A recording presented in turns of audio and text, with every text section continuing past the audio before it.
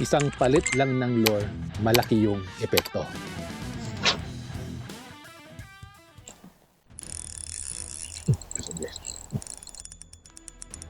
Is on.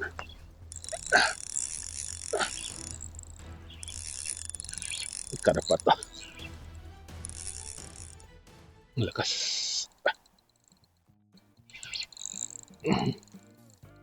Dito tayo magsisimula sa spinning blade. So isa sa mga Japanese technique na natutunan ko dito at sure ako na magagamit din natin sa Pilipinas ay yung tinatawag nila na lure rotation. So ibig sabihin ng lure rotation ay dapat na magro-rotate ka ng iba't ibang klase ng lure kung ikaw ay nagpi-fishing. Dito sa Japan, kung manonood ka ng mga YouTube video o kaya mga fishing show, ay makikita mo na talagang nagpapalit sila ng mga lure. Kinabahan ako. Akala ko piston. Akala ko piston. Isa sa mga pro na napanood ko sa YouTube ay talagang mabilis siya mag-lure rotation. So akala kasi natin sa video, isang lure, dalawang lure lang ginagamit.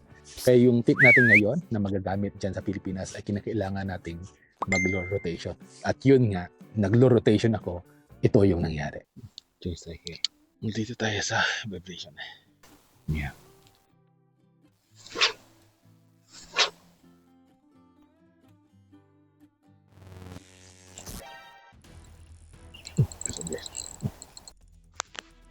Is on.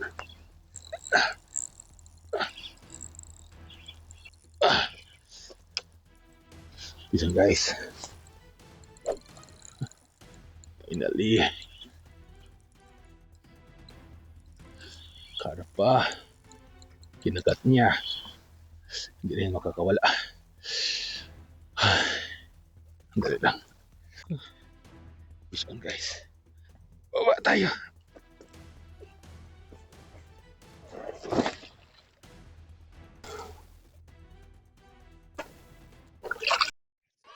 Okay guys. Kinagat niya talaga. Kaya pa.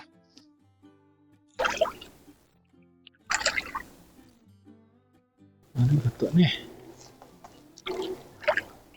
Naging carbo guys ha. Hindi natin bubuhatin kasi. Siya, limpis. Okay, bye. Balik tayo dito sa ating hitler. Ito. Dito tuloy ako sa baba. Kaso ano pa. Ito tayo masyado makapaglayo. Kasi ano pa. Naka-boots lang tayo. Tayo sa building 1.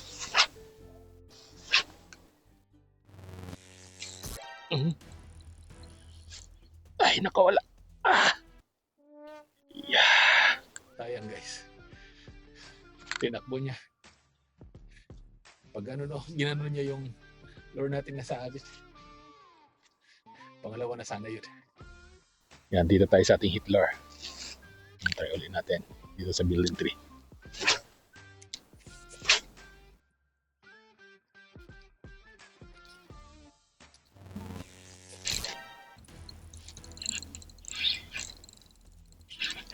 Yun guys. Pisang-pisang. Pisang-pisang.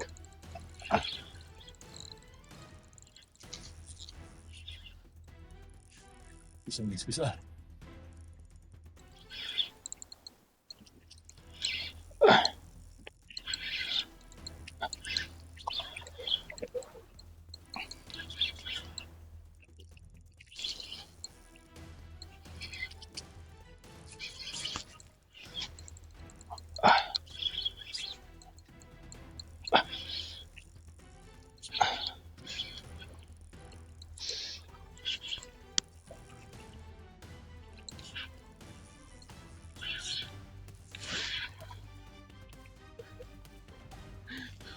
Karpa ulit. Yeah.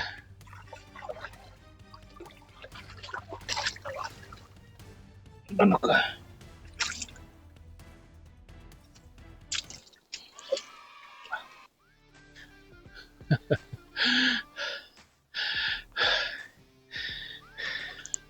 Karpa ulit guys.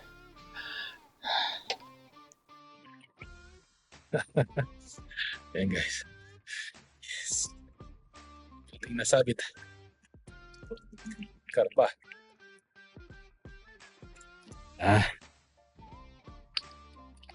Okay, go. Ayan. Pangalawa na guys natin kuha. Pero, ayan. Putol yung hook. Putol yung hook natin. Yung pangalawa na. Yes. Ganun pa man, kahit na yun yung lure na nakakuha, kinakailangan pa rin natin mag-change ng lure. So, isa sa napansin ko, actually nagtataka ako doon sa mga fishing challenge dito sa Japan. Kasi yung mga Hapon, di ba, pag-cast nila, tapos nakakuha sila.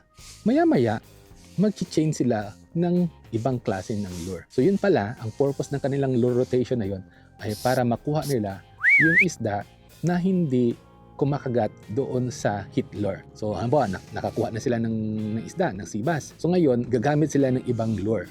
Ito naman tayo sa minyet. I-try natin itong minyet.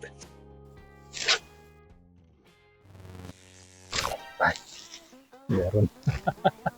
Meron ulit guys. Hindi ko nakuha. Karapanan naman siguro na bangga kaagad. 22 grams na worm. 10 grams lang. Mag-change ka talaga ng lure. Kasi kanina, nakakuha ko doon sa vibration. Tapos wala ng response. So nag-change ako. Nag-change ako sa jig worm. Wala. Ngayon ginamit ko naman ito. Little vibration. Dito ba tayo kay Tracy guys? Tracy, 15. Ay, ano yun? May nabangga tayo guys. Mukhang may nasabi tayo. Mukhang may piston tayo. Meron na guys. Yan na. Ano guys? Ika-anim na strike. Sayang ano? Ano yun? Maliit yung kaliskis. Malamak. Kuruday.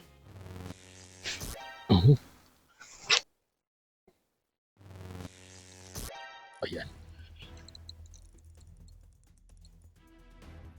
Ito guys. Fish on.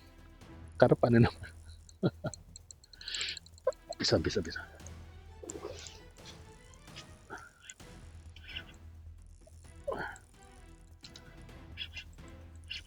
May karpa na naman guys. Karpa na naman.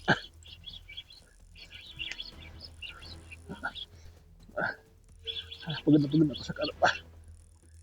Karpa ka na naman.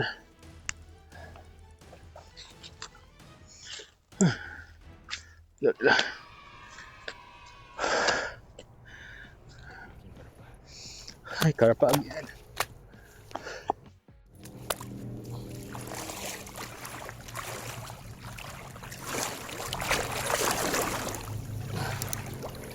Kinain niya talaga guys. Kaya counted sa bibig natin nakuha.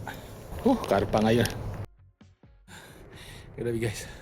Puro karpa day ngayon. Pangatlong karpa. Iba't ibang color. May gold, may gray, at saka brown. May payat, may buntis, may mataba. Grabe. Napagod ako. Tara, baka may kuruday na or kaya sipas. Kuruday naman ibigay mo. Puro karpa na lang. Puro karpa tayo ngayon. Ayun na naman. Anim na strike guys. Hindi nakuha. Dito naman tayo sa original na sniper.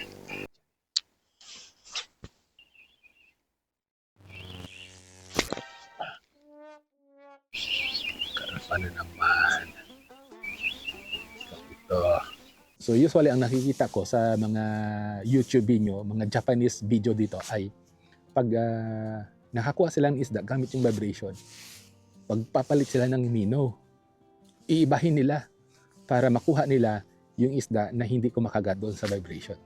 Kaya mahalaga talaga na i-practice din natin yung lure rotation. At alam ko na magagamit din natin ito sa Pilipinas. Kaya subukan mo lang, malay mo sa lure rotation na Japanese technique ay hindi ka na uuwing zero. Try mo lang, di ba? Anong mawawala sa atin? Kaya ito yung Japanese na fishing technique na tinatawag nila na lure rotation. Para sa iba pang mga tips, para sa ating mga baguhan sa fishing, panoorin mo ang video na ito.